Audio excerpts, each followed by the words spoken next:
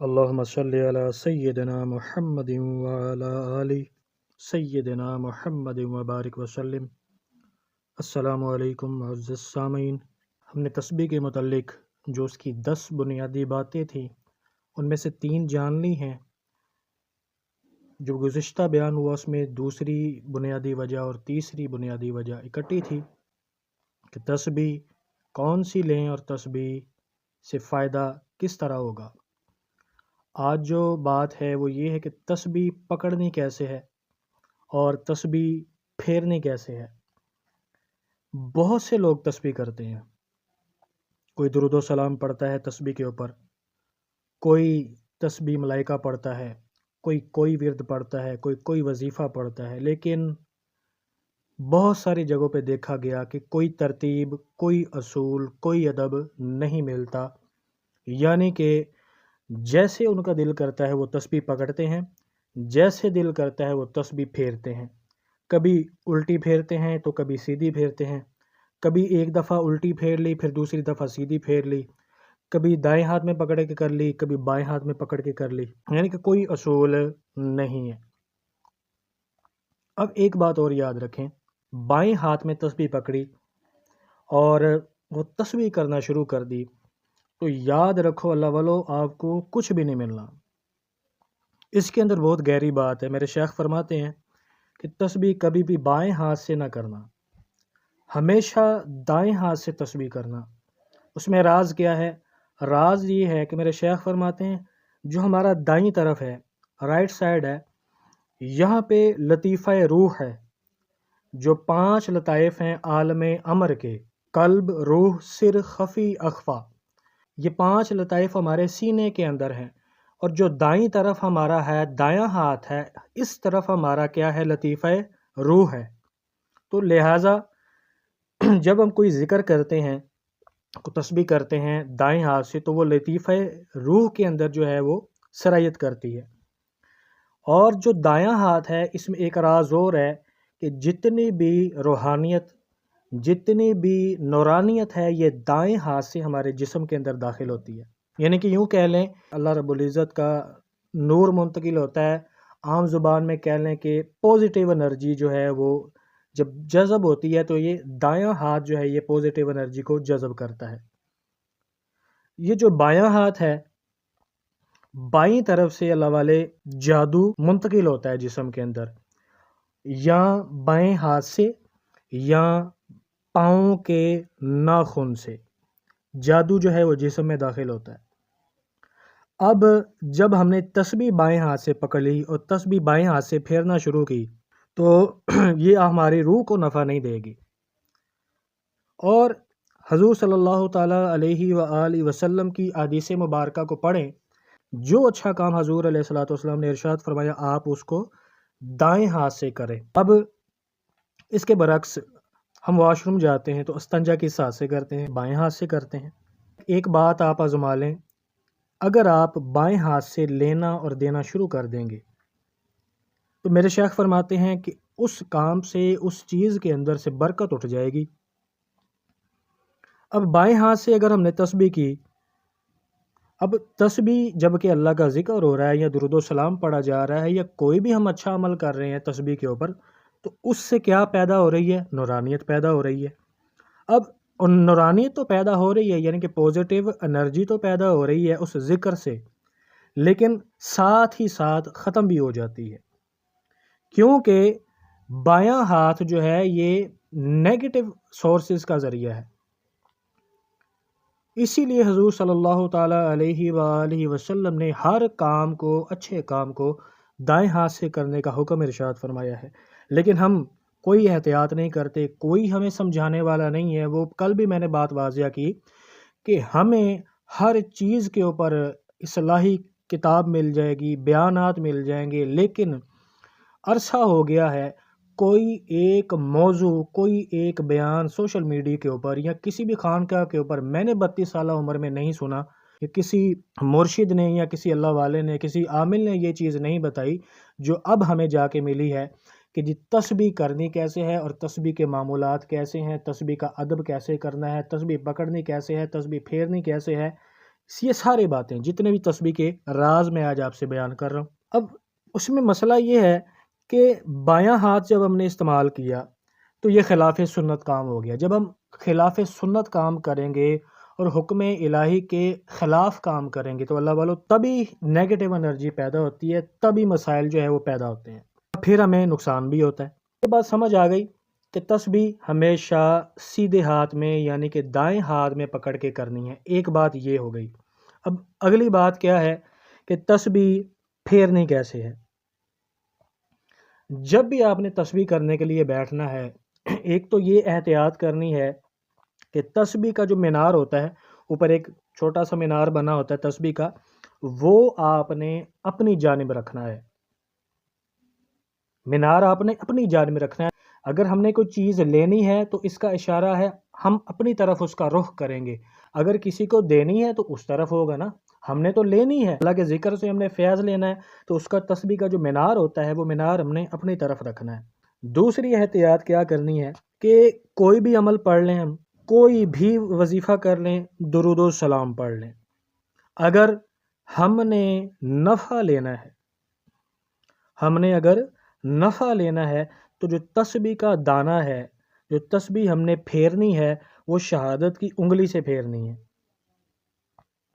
کیونکہ میرے شیخ فرماتے ہیں ساری روحانیت، ساری نورانیت اس دائیں ہاتھ کی شہادت کی انگلی کے اندر ہوتی ہے، اور سارا کمال اس شہادت کی انگلی کا ہے۔ لہذا جب بھی تسبیح آپ نے پھیرنی ہے تو شہادت کی انگلی سے تسبیح پھیرنی ہے، اور جو درمیان والی بڑی انگلی ہے اور اس کے ساتھ جو چھنگلی کے ساتھ انگلی ہے، ان دونوں کو ملا کے تسبیح ان کے اوپر رکھنی ہے۔ چھنگلی کو باہر نکال لینا ہے اور انگوٹھے اور شہادت کی انگلی کی مدد سے آپ نے تسبیح کا دانہ پھیرنا ہے۔ یہ بات سمجھ آ گئی۔ اب ہم نے یہ تسبیح مکمل کرنا شروع کر دی، تسبیح پڑھنا شروع کر دی۔ اب تسبیح جب مثال کے طور پہ اگر 33 دانوں والی ہے تو ہماری 33 مرتبہ مکمل ہو گئی، اگر 100 دانوں والی ہے تو 100 مرتبہ مکمل ہو گئی۔ اب وہ جو مینار ہے، اب مینار کو ہم نے ویسے پلٹ نہیں دینا اپنے اوپر، یعنی کہ تسبیح ہم پڑھ رہے ہیں تو اس کو ویسے ہی پلٹ کے مینار کو نیچے کر دینا ہے، ہرگز ایسے نہیں کرنا اللہ والو۔ یہ چیزیں کیا کرتی ہیں، ہمیں نقصان دیتی ہیں۔ جب آپ کی تسبیح مکمل ہو جائے، چاہے وہ 33 دانوں والی ہے چاہے وہ 100 دانوں والی ہے، آپ نے احتیاط کے ساتھ تسبیح کو پکڑنا ہے۔ بائیں ہاتھ سے تسبیح پکڑیں، دائیں ہاتھ سے اس کا رخ بدل کے پھر جدھر سے شروع کی ہے نا اس تسبیح کو ادھر سے شروع کر لینا ہے۔ تو اس طرح کیا ہو جائے گا، ہمیں تسبیح پکڑنا بھی آ گئی، یہ بھی پتہ لگ گیا تسبیح ہم نے ہمیشہ دائیں ہاتھ سے کرنی ہے، شہادت کی انگلی سے دانہ پھیرنا ہے، جو درمیان والی بڑی انگلی ہے اور اس کے ساتھ والی انگلی ہے، ان دو انگلیوں کے اوپر ہم نے تسبیح رکھنی ہے۔ جو چیچی ہے جس کو چنگلی بھی بولتے ہیں، پنجابی میں چیچی بھی بولتے ہیں، اس کو آپ نے جو ہے وہ باہر کی طرف رکھنا ہے، ٹھیک ہے۔ اب آپ نے اس طرح تسبیح کرنی ہے مکمل، اور احتیاط میں نے بتا دی مینار بھی اپنی طرف کرنا ہے، اور جب مکمل ہو جائے تو مینار کو پلٹنا نہیں ہے، اس کو جمپ آؤٹ نہیں کرنا، بلکہ احتیاط کے ساتھ اس کا رخ چینج کر کے پھر جہاں سے شروع کی ہے مینار اپنی طرف کر کے آپ نے دوبارہ تسبیح شروع کر دینی ہے۔ اچھا، اب یہ معاملہ سمجھ آ گیا کہ تسبیح کیسے پکڑنی ہے اور تسبیح پھیرنی کیسے ہے۔ اب اگلی بات اس سے بھی زیادہ توجہ طلب ہے اور احتیاط طلب ہے، اور 100 میں سے 99.9% جو لوگ ہیں یہ غلطیاں کرتے ہیں، اسی وجہ سے ان کو ملتا کچھ بھی نہیں ہے۔ وہ غلطی کیا ہے؟ تسبیح کرنے کے 2 آداب ہیں، یاد رکھ لیں۔ یا تو تسبیح جب ہم نے کرنی ہے 4 زانوں بیٹھنا ہے، یعنی کہ چوکڑی مار کے جس کو بیٹھنا بولتے ہیں، یا ہم نے 2 زانوں بیٹھنا ہے، التحیات والی صورت میں بیٹھنا ہے۔ ان دونوں صورتوں کے علاوہ ہم نے کسی اور صورت میں نہیں بیٹھنا، یہ تسبیح کا پہلا ادب ہے۔ دوسری بات جو اہم ہے وہ یہ ہے کہ اگر ہم تسبیح کرنا چاہ رہے ہیں، ہم نے تسبیح پکڑی، احتیاط بھی ساری تسبیح کی کر لی، مینار بھی اپنی طرف کر لیا، لیکن اب جو آپ کی تسبیح ہے یہ آپ کی ناف سے نیچے نہ جائے۔ اگر جائے نماز پر آپ بیٹھے ہیں اور تسبیح جائے نماز پر رکھی ہے، یا جیسے مرضی پکڑی تسبیح اور آپ نے کرنا شروع کر دی، تو آپ کو روحانیت سے ایک قطرہ بھی نہیں ملے گا، آپ کو فیض نہیں ملے گا۔ اللہ والو، جب بھی تسبیح آپ نے کرنی ہے یہ احتیاط لازم ہے۔ آپ اس تسبیح کے اوپر اللہ رب العزت کا ذکر کر رہے ہو، اور وہ تسبیح آپ کی ناف سے نیچے نہیں ہونی چاہیے۔ بہت سے اللہ والے اپنی تسبیح سے کام لیتے رہے، اپنی تسبیح سے فیض تقسیم کرتے رہے، کیونکہ میرے شیخ فرماتے ہیں یہ وہ نقطہ ہے کہ جب روحانیت کا طالب یا کوئی سالک تسبیح کرتا ہے تو تسبیح بھی زندہ ہو جاتی ہے اور اس کا دل بھی زندہ ہو جاتا ہے۔ اگر اس طریقے سے تسبیح کرے گا کہ تسبیح کی بے ادبی نہیں کرے گا، ناف سے نیچے تسبیح نہیں جائے گی جب وہ تسبیح پڑھے گا۔ کیوں؟ اس کے اندر راز کیا ہے؟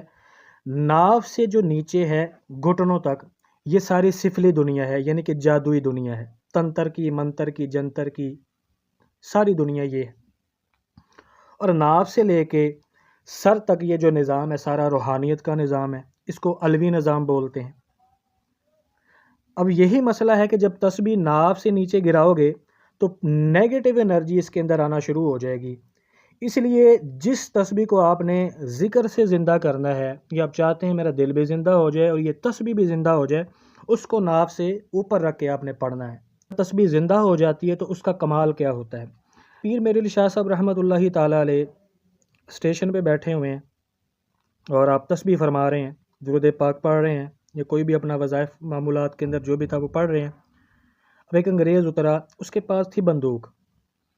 پیر میرے علی شاہ صاحب رحمۃ اللہ علیہ فرماتے ہیں مسکرا کے کہ یہ کیا ہے؟ تو وہ انگریز کہنے لگا یہ بندوق ہے، یہ ہمارا ہتھیار ہے۔ تو آپ رحمۃ اللہ تعالیٰ علیہ فرمانے لگے اچھا یہ تیرا ہتھیار ہے تو یہ کرتا کیا ہے؟ اس کا کمال ہے کوئی؟ تو انگریز کہنے لگا ہاں اس کا کمال ہے۔ انگریز نے وہ ایک پرندہ دیکھا جو بھی بندوق سے نشانہ باندھ کے اس کو مارا، وہ نیچے گر کے مر گیا۔ پیر میرے علی شاہ صاحب رحمۃ اللہ تعالیٰ علیہ تسبیح فرما رہے ہیں۔ اب وہ انگریز کہتا ہے کہ آپ کیا کر رہے ہو، یہ کیا ہے آپ کے ہاتھ میں؟ اب وہ انگریز پوچھا جب انگریز نے، تو آپ رحمۃ اللہ تعالیٰ علیہ نے فرمایا کہ جیسے وہ تیرا ہتھیار ہے یہ ہمارا ہتھیار ہے۔ تو انگریز کہنے لگا جی میں نے تو اپنے ہتھیار کا کمال دکھا دی ہے، آپ کا ہتھیار اس کے اندر کون سی کمال بات ہے آپ کے ہتھیار میں؟ تو آپ رحمۃ اللہ تعالیٰ علیہ نے فرمایا اچھا دیکھو اب میرے ہتھیار کا کمال کیا ہے۔ اب وہ تسبیح جس پہ آپ اوراد و وظائف پڑھتے تھے، وہ تسبیح آپ نے جب پرندے کے اوپر پھیری ہے تو وہ پرندہ اللہ کے حکم سے زندہ ہو کے اسی جگہ بیٹھ گیا جہاں سے وہ مر کے نیچے گرا تھا جب اس کو گولی لگی۔ تو یہ اللہ والوں جب تسبیح زندہ ہو جاتی ہے تو یہ کمال، یہ فیض بھی تسبیح کے اندر منتقل ہو جاتا ہے۔ تو یہ کس طرح ہوگا جب ہم تسبیح کا ادب کریں گے، یعنی کہ اس کو پکڑنے کا بھی ہمیں طریقہ آتا ہوگا، پھیرنے کا بھی طریقہ آتا ہوگا، اور یہ بھی ادب پتہ ہوگا کہ اس پہ اللہ کا ذکر کر رہے ہیں، اس کو ہم نے ناف سے نیچے نہیں جانے دینا۔ پھر اب اس کی دوسری وجہ ہے، اب ہم نے تسبیح پکڑی، اپنا کوئی بھی ورد تھا 313 دفعہ، 1000 دفعہ، یا جتنا بھی ہم نے پڑھنا تھا وہ پڑھ لیا۔ اب اس تسبیح کو ایسے نہیں اٹھا کے پھینک دینا۔ کیوں؟ کیونکہ اس تسبیح کے اوپر ہم نے اللہ کا ذکر کیا ہے، اس تسبیح کو نسبت ہو گئی ہے اللہ پاک کے ذکر کے ساتھ، قرآن مجید کی جلد کے ساتھ، تو ہم غلاف کا احترام کرتے ہیں، اس کو نیچے تو نہیں پھینک دیتے معاذ اللہ۔ اسی طرح جب ہم کسی چیز کے اوپر قرآن پاک پڑھتے ہیں، اس کو ہم کیا کہتے ہیں کہ یار یہ نیچے نہ گرانا، اس کا ادب کرنا، یہ نیچے نہ گرے، کچھ بھی ہو وہ۔ اسی طرح اللہ والے اس تسبیح کے اوپر آپ درود پاک پڑھ رہے ہو، اس تسبیح کے اوپر آپ اللہ کا ذکر کر رہے ہو، تو اس تسبیح کو آپ جہاں پہ آپ کا دل کرتا ہے پھینک دیتے ہو اٹھا کے، کبھی وہاں سے اٹھائی وہاں پھینکی، کبھی وہاں لٹکائی، کبھی جیب میں ڈالی، کبھی جناب ہاتھوں میں وہ بریسلٹ بنا کے ڈال لی جائے، بہت سے لوگوں کا رواج بنا ہوا ہے بریسلٹ بنا کے ڈال دیتے ہیں، اللہ پاک ان کو ہدایت دے۔ تو کوئی انگلیوں پہ گھماتا ہے تسبیح کو، کوئی کیا کرتا ہے، کوئی کیا کرتا ہے۔ تو جب تسبیح کا ہی ادب نہیں ہے تو بتاؤ کام کیسے بنے پھر ہمارے؟ اللہ والے جو بھی آپ کی تسبیح ہے، جس کے اوپر آپ درود پاک پڑھتے ہیں، جس کے اوپر آپ کوئی بھی ورد کرتے ہیں، کوئی وظیفہ پڑھتے ہیں جو آپ کے شیخ نے آپ کو بتایا ہے، اگر تو آپ چاہتے ہیں کہ آپ کو واقعی کچھ مل جائے تو تسبیح کا جس طرح ادب بتایا ہے ویسے ادب بھی کرو، اور پڑھنے کے بعد اس تسبیح کو کسی غلاف کے اندر خوشبو لگا کے یا کسی ڈبی کے اندر ڈال کے خوشبو لگا کے سنبھال کے اس کو اونچی جگہ پہ رکھو، اس کا ادب کرو۔ یہ نہیں ہے کہ کبھی کہیں پھینک دی، کبھی کہیں پھینک دی، کبھی جیب میں ڈال لی، کبھی انگلیوں پہ گھمانے لگے، کوئی جگہ نہ ملی تو وہ ہاتھ کے اندر تسبیح کو گول مول کر کے وہ ہاتھ کے اندر ڈال لی، لو جی یہ ہم تسبیح کرتے ہیں، یہ ہم نے تسبیح پہنی ہے، یہ بریسلٹ کی بریسلٹ ہے، وہ تسبیح کی تسبیح، آج کل جیسے وہ فیشن ایک چلا ہوا ہے۔ اگر ہم یہ احتیاطیں کریں گے اللہ والو انشاءاللہ الکریم الکریم جو بھی ہم ورد کریں گے ایک تو ہمیں اس سے نفع بھی ہوگا، اور تسبیح ہماری جب زندہ ہو جائے گی تو پھر وہی کمالات ہوں گے جو پیر میر علی شاہ صاحب رحمۃ اللہ تعالیٰ علیہ کی تسبیح کے اندر کمال آ گیا۔ اللہ پاک ہمیں عمل کرنے کی توفیق عطا فرمائے، جو کمیاں کوتاہیاں رہ گئی ہیں اللہ پاک ہمیں اس کو دور کرنے کی توفیق عطا فرمائے۔ اللہ اس خانقاہ کو آباد رکھے جس خانقاہ سے ہمیں یہ قیمتی اور انمول موتی ملے۔ اللہ پاک میرے شیخ صحبت کو سلامت رکھے، ان کی آل اولاد کو سلامت رکھے، ان کے اہل خانہ کو سلامت رکھے، ان کے محبین متوسلین سب کو اللہ پاک سلامت رکھے۔ جب تک ہم اللہ والوں کی صحبت میں اللہ والوں بیٹھتے رہیں گے ہمیں یہ قیمتی موتی ملتے رہتے ہیں۔ اسی لیے مولانا روم رحمۃ اللہ تعالیٰ نے فرمایا نا، ایک اللہ کے ولی کی صحبت کے اندر لمحہ جو گزارنا ہے وہ 1000 سال کی نفلی عبادات سے کہیں بڑھ کے ہے۔ اللہ پاک ہمیں ان اولیاء اللہ کا ادب کرنے کی توفیق عطا فرمائے، صحبت اولیاء اور صالحین عطا فرمائے، اور ان کے فیض کو تا قیامت جاری و ساری فرمائے۔